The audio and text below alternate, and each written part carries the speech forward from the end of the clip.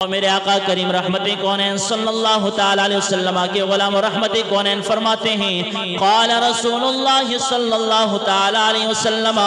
من صام رمضان ایمانا و احتسابا، میرے مصطفیٰ کریم علیہ السلام نے ارشاد فرمایا جس نے رمضان کا روزہ رکھا ہے ایمان کی حالت میں، احتساب کی حالت میں، رحمت کونین فرماتے ہیں غفر له ما تقدم من ذنبه، پچھلی عمر کے سارے گناہوں کو رب العالمین رمضان کے روزوں کی برکت سے معاف فرما دیتا ہے۔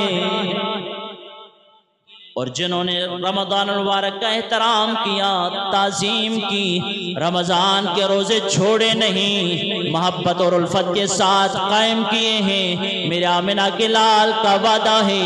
اللہ احکم الحاکمین اس کی زندگی کے پچھلے سارے گناہوں کو معاف فرما دیتا ہے۔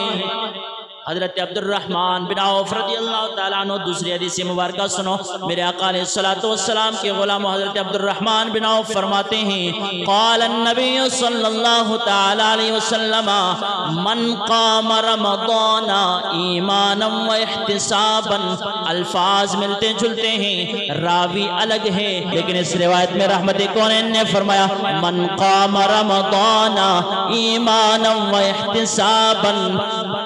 ایمانا و احتسابا خرج من ذنوبه كيوم ولدته امه، میرے مصطفیٰ کریم علیہ السلام نے فرمایا عبد الرحمن بن عوف فرماتے رحمت کونین نے رحمتوں برے رب کھولیں، حضور فرماتے ہیں لوگوں جس نے رمضان کا قیام کیا ہے خرج من ذنوبه، جس نے رمضان کو قائم رکھا زندگی بھر گناہوں سے نکل گیا ہے، گناہوں سے نکل گیا۔ یا رسول اللہ صلی اللہ علیہ وسلم کتنی دیر کے لیے؟ سال کے گناہ معاف ہوئے، 2 سال 5 سال 10 سال کے گناہ معاف ہوئے، فرمایا نانا گناہوں سے اس طرح نکل گیا ہے کیوم ولدتہ امہ، رمضان کا قیام کرنے والا شخص اس طرح گناہوں سے پاک ہو جاتا ہے جس طرح کہ اس دن میں پہنچا ہے جس دن اس کی ماں نے آج اسے جنم دیا ہے،